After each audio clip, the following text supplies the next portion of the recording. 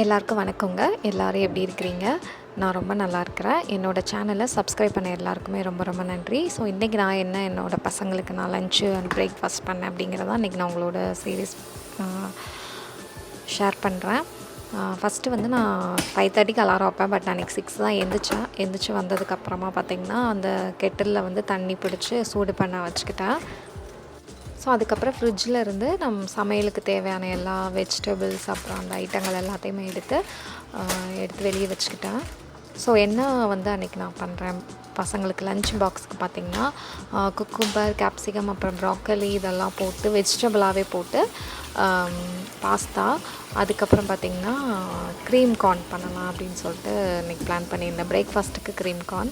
So எல்லா கார்னையும் வந்து நல்லா கழுவி ஃபஸ்ட்டு எடுத்துகிட்டு அதில் உள்ள அந்த ஸ்லைஸ் பண்ணிக்கிட்டேன். கார்னை மட்டும் தனியாக அதுலேருந்து சீவி எடுத்து ஒரு பிளேட்டில் தனியாக எடுத்து வச்சுக்கிட்டேன். அந்த கேப்பில் பார்த்திங்கன்னா இங்கே தண்ணி வந்து கெட்டில் சூடாயிடுச்சு. ஸோ ஒரு பாத்திரத்தில் அந்த கொதிச்சு தண்ணீரை ஊற்றிட்டு பாஸ்தா இருக்குது பார்த்திங்கன்னா கொஞ்சம் கலர்ஃபுல்லான பாஸ்தா அது வந்து போட்டுட்டு அதில் கொஞ்சம் ஆலிவ் ஆயில், சால்ட்டு போட்டு அதை வந்து வேக வச்சுக்கிட்டேன்.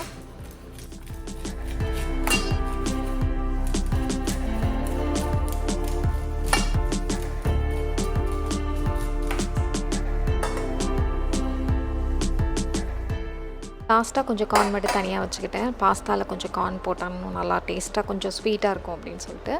ஸோ க்ரீம் கார்னுக்கு வந்து ஒரு பாத்திரத்தில் அந்த எடுத்து வச்ச கார்ன்லாம் போட்டுட்டு ஒரு 2 டேபிள் ஸ்பூன் பட்டர், அதுக்கப்புறம் பார்த்திங்கன்னா ஒரு 1/2 கப் வந்து ஹெவி விப்பிங் க்ரீம், அப்புறம் கொஞ்சோண்டு பெப்பர், 1/4 டீஸ்பூன் பெப்பர், ஒரு 2 டீஸ்பூன் சுகர் போட்டுட்டு நல்லா மிக்ஸ் பண்ணிட்டேன். உப்பு எதுவும் போடணும் அவசியம் இல்லை, இது வந்து ஸ்வீட்டாக தான் இருக்கும்.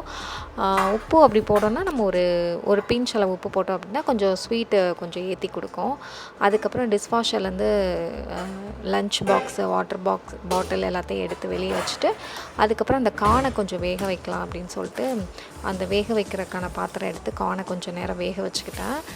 ஏன்னா அப்படியே போட்டோம்னா அது வேகிறதுக்கு இன்னும் கொஞ்சம் லேட் ஆகுமேன்னு சொல்லிட்டு அப்புறம் அந்த கேப்பில் வந்து பார்த்திங்கன்னா கேப்சிகம், குக்கும்பர், ப்ராக்கலி இது எல்லாத்தையுமே எடுத்து கட் பண்ணி வச்சுட்டேன். ஸோ ஃபஸ்ட்டு வெங்காயம், அதுக்கப்புறம் 2 green colour, orange colour capsicum இருந்தது, அதையும் கட் பண்ணிவிட்டு குக்கும்பரையும் வந்து சின்ன சின்னதாக எடுத்து ஃபஸ்ட்டு கட் பண்ணிவிட்டேன். அதுக்கப்புறம் ப்ராக்கலியும் நல்லா க்ளீன் பண்ணிவிட்டு அதையும் வந்து கொஞ்சம் சின்ன சின்னதாக எடுத்து கட் பண்ணிக்கிட்டேன்.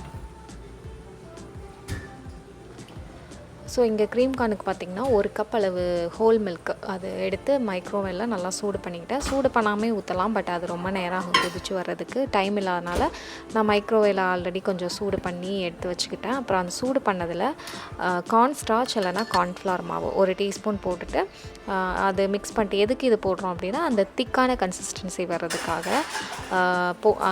போட்டுட்டு அந்த பாலில் மிக்ஸ் பண்ணிவிட்டு நல்லா அந்த கட்டி எதுலாம் மிக்ஸ் பண்ணிவிட்டு கார்னில் ஊற்றிட்டு நல்லா மிக்ஸ் பண்ணியாச்சு திரும்பவும் ஃபுல்லாக.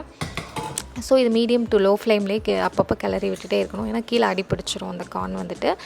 அப்புறம் பார்த்திங்கன்னா பாஸ்தா வந்து வெந்துருச்சு. ஸோ அதையும் ஆஃப் பண்ணி தனியாக எடுத்து வச்சுட்டேன். பாஸ்தா பண்ணுறதுக்கு ஒரு கடாயில் வந்து ஆலிவ் ஆயில் இருக்குது பார்த்திங்களா, அது வந்து ஒரு 1.5 டேபிள் ஸ்பூன் போட்டுட்டு அப்புறம் கட் பண்ணி வச்சுருக்கிற வெங்காயம், கேப்சிகம், குக்கும்பர் இது எல்லாத்தையும் போட்டு நல்லா வந்து அந்த ஆயிலில் வதக்கி எடுத்துக்கிட்டேன்.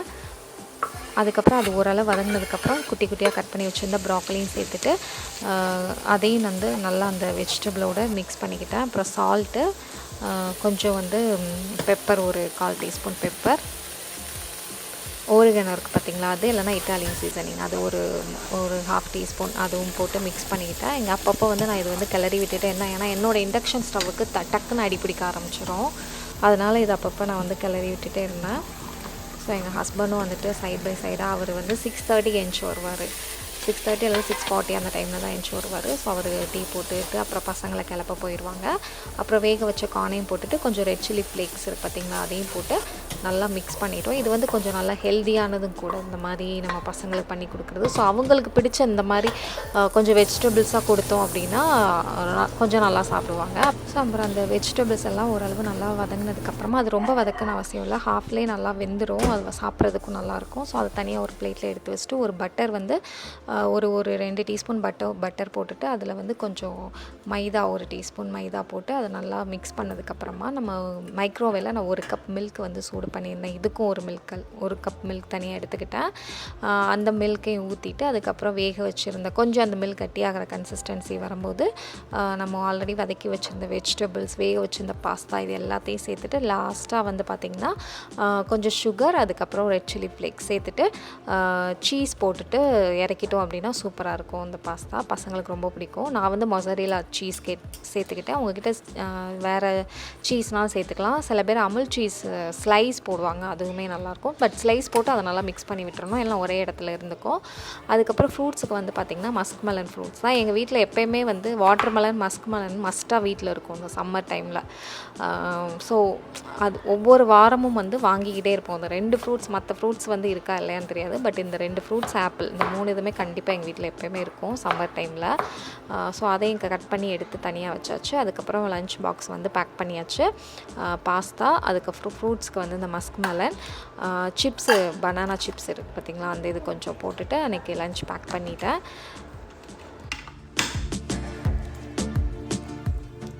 ஸோ அப்புறம் பசங்களும் வந்து கிளம்பி வந்துட்டாங்க. ஸோ அவங்களுக்கு தனித்தனி பவுலில் வந்து பார்த்திங்கன்னா அந்த க்ரீம் கார்ன் போட்டு ஆற வச்சாச்சு. ஸோ அவங்களும் வந்துட்டு ரெடி ஆகிட்டு வந்தோடனே சாப்பிட்றது கரெக்டாக இருக்கும் அப்படின்னு சொல்லிட்டு 2 பேருக்குமே போட்டு ஆற வச்சிட்டேன்.